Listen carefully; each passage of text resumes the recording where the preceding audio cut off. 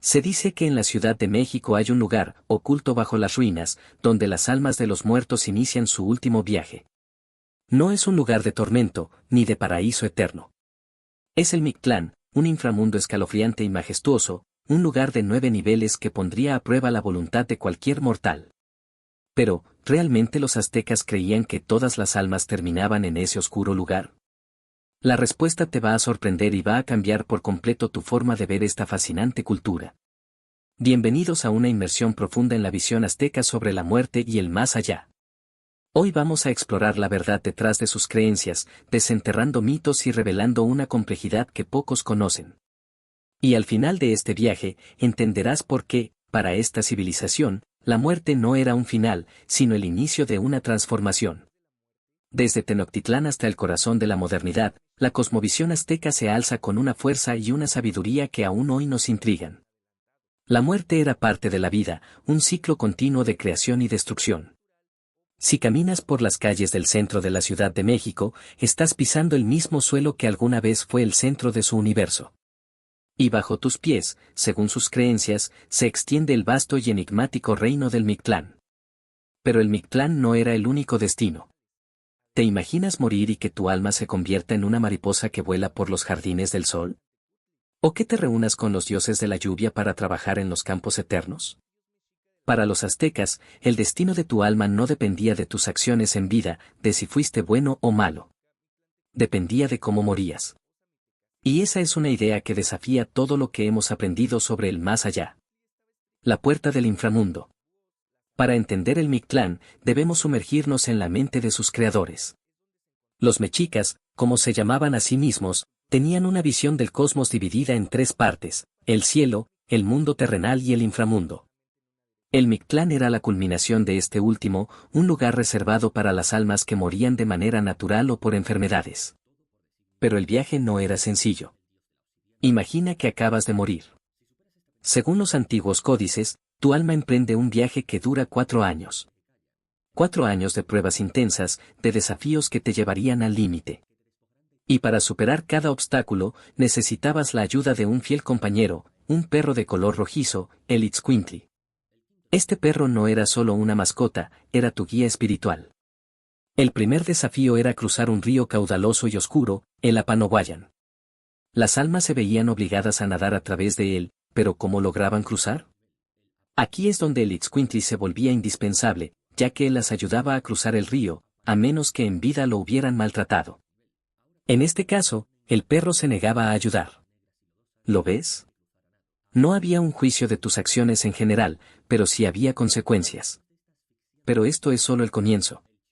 Después de cruzar el río, el alma llegaba a un lugar donde 2 enormes montañas, llamadas Tepememonamican, se abrían y cerraban constantemente, como mandíbulas gigantescas, aplastando a los incautos que intentaban pasar.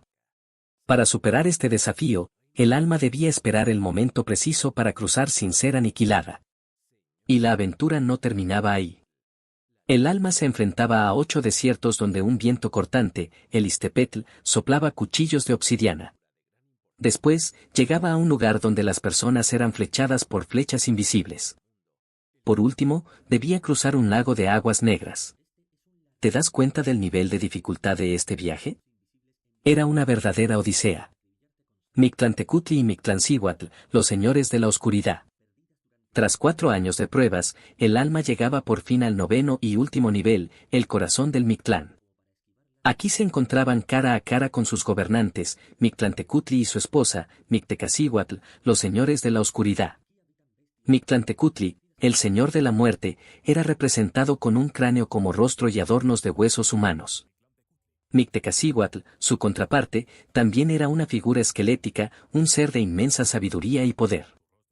Ellos eran los guardianes del último nivel, el lugar de descanso final.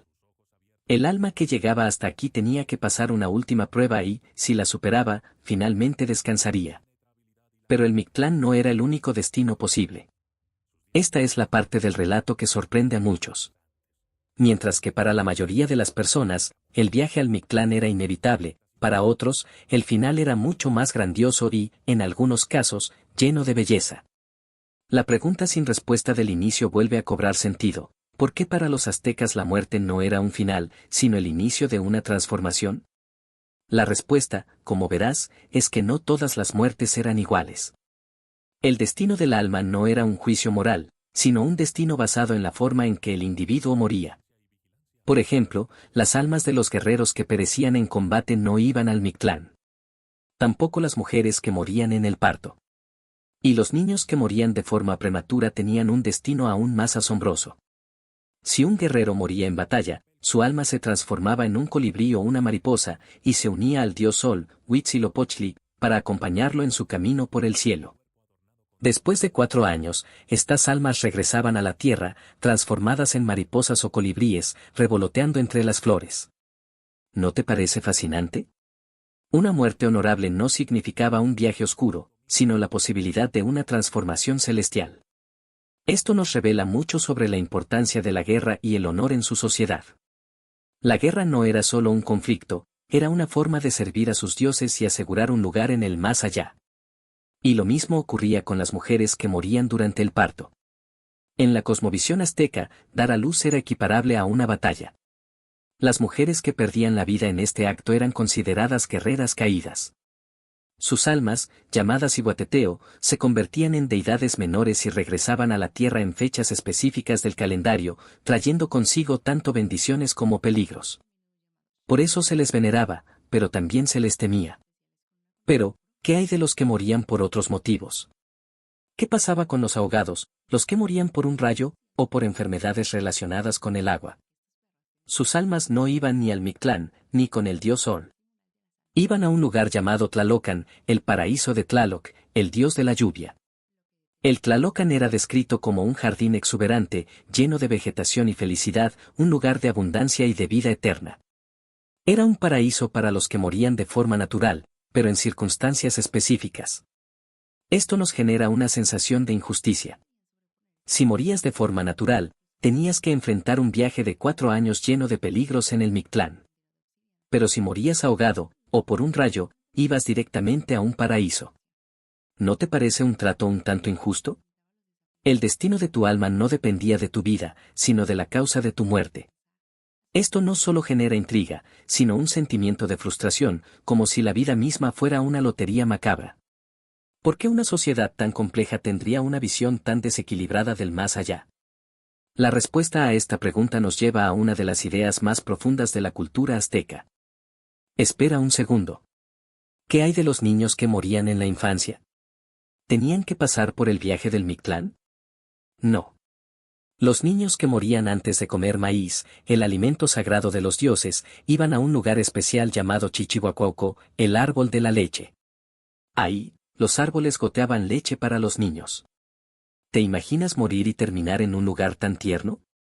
Esto nos revela una parte de la humanidad de esta civilización, un lado de su cultura que raramente vemos en los libros de historia. La forma en que morías era la clave de tu destino.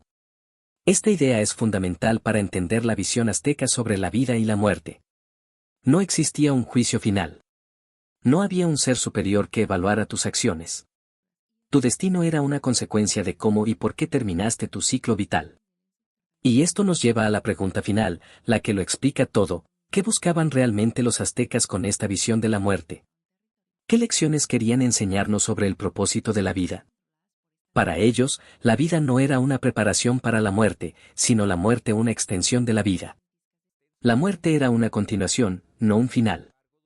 Y en el corazón de esta idea, se encuentra una visión de la existencia que te hará entender por qué la muerte y los sacrificios humanos eran tan importantes para ellos. No era una cuestión de crueldad, sino una forma de alimentar el ciclo de la vida, de mantener el cosmos en equilibrio. La idea de que el sacrificio humano era un acto de dar vida, de alimentar al sol, es una de las ideas más difíciles de comprender para nuestra cultura. Pero para ellos, era una necesidad. Y esto nos lleva a un nuevo punto de vista, a un lugar donde las ideas de la vida y la muerte se entrelazan de una manera que nunca antes habías imaginado. Ahora que entendemos que no todos los muertos terminaban en el Mictlán, y que su destino dependía de la causa de su muerte, la pregunta que planteamos al inicio empieza a tener sentido. ¿Por qué la muerte no era un final, sino el inicio de una transformación? La respuesta, en la que se revela todo, es mucho más profunda de lo que imaginamos. El Mictlán, el Tlalocan, el cielo del sol, el Chichihuacoco, estos no eran simples destinos. Eran parte de un vasto y complejo sistema de creencias diseñado para explicar el funcionamiento del universo. Para los aztecas, el cosmos estaba en constante movimiento, en un ciclo eterno de creación y destrucción. Y para que ese ciclo continuara, la energía vital, llamada tonali, debía ser constantemente renovada. El sol, por ejemplo, necesitaba ser alimentado para poder levantarse cada mañana. La tierra necesitaba ser fertilizada para dar frutos. Y los dioses, para mantener su poder, necesitaban la energía que solo podían obtener de la muerte. La muerte, entonces, no era un evento negativo, era una ofrenda sagrada, un acto de reciprocidad. Al morir, el ser humano no desaparecía, sino que su energía vital se liberaba y se canalizaba hacia el cosmos. El viaje al Mictlán, con todas sus pruebas, era una purificación. Era una forma de liberar el tonali del alma para que pudiera regresar al ciclo de la vida. Para los aztecas, el inframundo no era un lugar para los pecadores, sino para las almas que debían pasar por un proceso de purificación. Y el resultado final no era el tormento, sino el descanso. Pero esta visión del más allá nos revela otra cosa, el inmenso valor que los aztecas le daban a la vida. Una vida bien vivida, un acto heroico, un sacrificio, no terminaba con la muerte. Continuaba de una forma diferente, se transformaba. El guerrero que moría en batalla no desaparecía, se convertía en una mariposa que acompañaba al sol, la máxima deidad, en su camino por el cielo. El acto de morir era un servicio a la comunidad y al cosmos. Y por eso, una muerte honorable era el mayor de los honores. El Mictlán, el Tlalocan y los otros cielos eran la evidencia de que la vida y la muerte eran dos caras de la misma moneda. Una no podía existir sin la otra. Y en este delicado equilibrio, los aztecas encontraron el sentido a la existencia. La vida era un regalo, pero la muerte era una oportunidad.